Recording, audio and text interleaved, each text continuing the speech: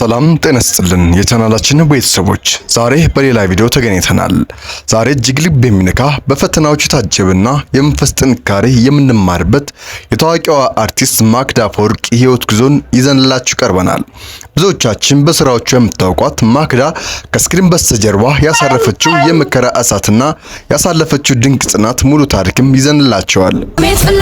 ሀሜት ፍላስ የደስታችን ምንጭ ነው ለሁላችን። ሀሜት ፍላስ በአንድነት ሆነን እንዘምራለን። በዩቲዩብ ቻናል ዓለም ተገናኘ። ማክዳ አፈወርቅ የሚለውን ስም ስንሰማ አእምሯችን በቅጽበት የሚመጣው ስስት አሊያም ማክቤል ወይም አጠቃላይ የሰራቻቸው ፊልሞች ላይ ይወስደናል። ልጅነቷን፣ ቁንጅናዋን፣ ፈገግታዋን ከሌሎች የተለየ ድምጿንም ሁሉ እናስታውሳለን። የማክዳ አምባ በፊልሞች ላይ በምትወክላቸው ገጸ ባህሪዎች ብቻ የሚያቆም አይደለም። የራሷም ህይወት በእንባ የታጀበ ፈተናዎች የተደራረቡበት እጅግ መራር የሆኑ ታሪኮችም ባለቤት ነች። የተወለደችው በዚሁ አዲስ አበባም ሲሆን በቤተሰቦቿም የመጀመሪያ ልጅ ናት። ከሷ በታች 3 እህትና ወንድም አሏት። ከዚህም ብዙም ኃላፊነቷም እንደምትወስድም ትናገራለች።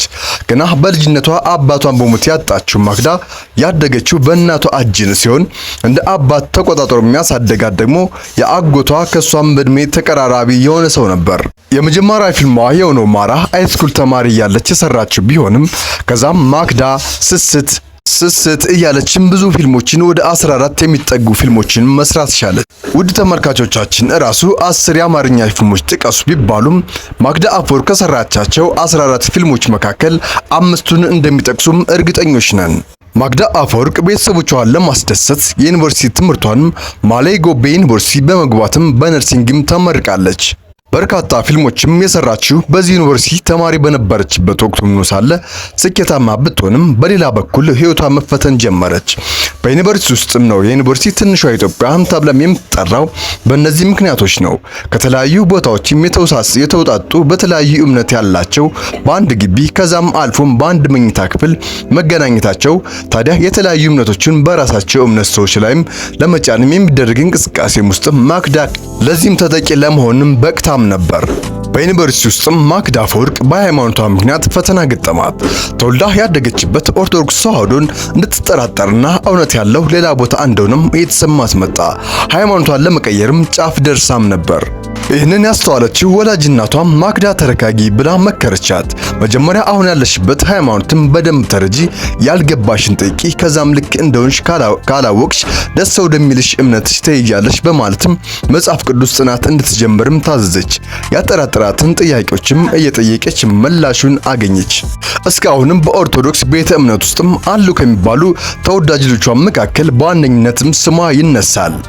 ማክዳ አፈወርቅ የት ወጣሽ የት ገባሽ እያለ የሚቆጣጠራት ከሷ ተመሳሳይ የእድሜ ክልል ውስጥ ያለው አጎቷ የሆነ ቦታ እንደሆነች ከሰማም አንጠልጥሎ ከእሱ ጓደኞች ጋር ይወስዳታል። ግን በዛ ጊዜ አጎቷ ያልተረዳው አንድ ነገር ነበር። ማክዳና የአጎቷ ጓደኛ ጋር የፍቅር ግንኙነትም ጀምረውም ነበር። በመጨረሻም እውነቱ ሲነገረው የፍቅር ግንኙነታቸውን በሰማም ጊዜ በጣም እየተናደደና እየተቆጨ ነገሩ አይሆንም ቢልም በሁለቱ መካከል የነበረው ፍቅር ጥልቅ ስለነበረ መለየት አልቻለም። በመጨረሻም ፈቅዶ እሷ ራሷ እንደተመረቀችም ትዳር ይመሰርታሉ። ሌላ የህይወት ፈተናም ገጠማት። የመጀመሪያ ልጇን በወለደችም እዛ ላይም ዲፕሬሽን የረብሻትና በዲፕሬሽን ውስጥም ትወርቃለች።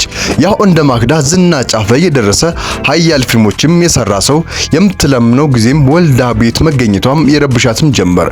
በቃ እንደዚህ ነው የምኖረው ህይወቴ በቃ አበቃለት ማለት ነው እያለችም ዲፕሬሽን ውስጥም መግባት ጀመረች። በዚህ ላይ ደግሞ የባለቤቷ ፍቅር እንደቀነሰም ተሰማት። በዚህ ምክንያት ባለቤቷ ጋር መግባባትም ተሳናት። የሆርሞን መቀየር ከባለቤቷ ፍቅር አጥቻለሁ የሚል ስሜት መሰማትና ለእንደዚህ ነገሮችም ተጠያቂ ባለቤቷ እንደሆነም ታስብ ጀመር። ለምን ይህንን ስቃይ ውስጥም እሆናለሁ በማለትም የማይሆን ውሳኔ ውስጥም ለመግባትም ጫፍ ደረሰች። እንደዚህ አይነት ትልቅ ውሳኔዎችን ከመወሰኗ በፊትም የለመደችው ልምድ አላት። ለተወሰነ ጊዜ ከፈጣሪ ጋር በገዳም ማሳለፍ፣ መጸለይ፣ መንገዱን እንዲመራት መጠየቅ። ማግዳ ትዳሯን ለማጣት ጫፍ በደረሰችበት ጊዜም ወደ ገዳም ሄደች። አርሞ ውስጥም ለ7 ቀናትም ቆየች። በመጨረሻም ህልም አየች። ህልሟም የነበረው አንድ የቅርብ ጓደኛዋ መታ መጠሪያችን ልትቀይሪ ነው ወይ የሚል ጥያቄ ነበር። ግራ ተጋባች። የምን መጠሪያ ስትልም የልጇን ፊደል መቁጠሪያ ላይም ሴት የሚል ጽሑፍም ታሳያታለች። ታዲያ ማክዳ አፈወርቅ ሱባኤዋን ጨርሳ ልትወጣም ስትል ፍትሐት ወይም ጸሎት ለማስደረግ አባቷ ጋር ትሄዳለች። ህልሟንም ልትነግራቸው ብላ ዝም ብላ ደበቃቸው። የኔ ልጅ አሮ አባቷም ሴት ማለት ብሎት ንግግር ሲጀምሩም ደነገጠች።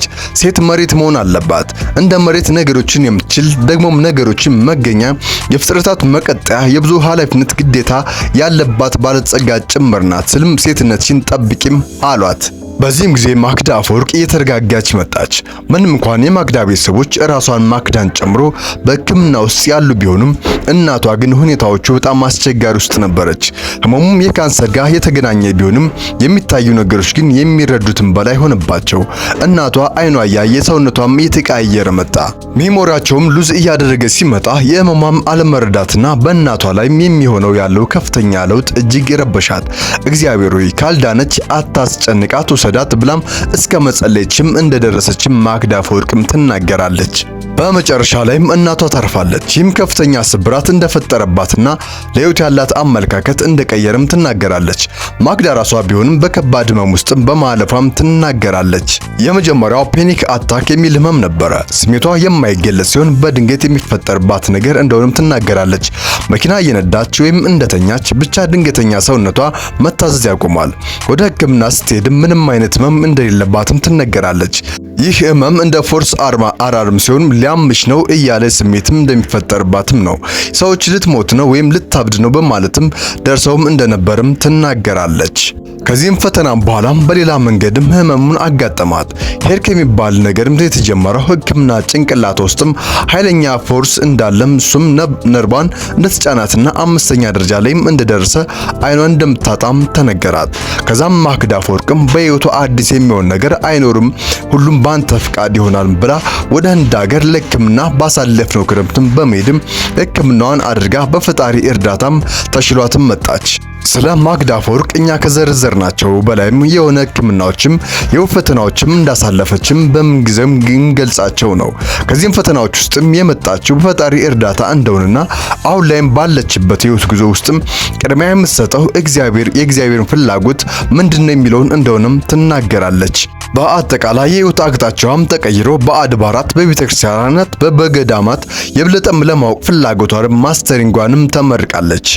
ማክዳ አፈወርቅ በቤቱ ያጽናሽ እያልን ፈጣሪ አንቺና ቤተሰቦችሽን ይባርክ እንላለን። በዛሬው ዝግጅታችን ይህንን ይመስል ነበር። እናንተ ስለዚህ ጉዞ ምን ትላላችሁ? ሐሳባችሁን በጨዋ መልክ ኮሜንት ሴክሽን ላይ አስፍሩልን።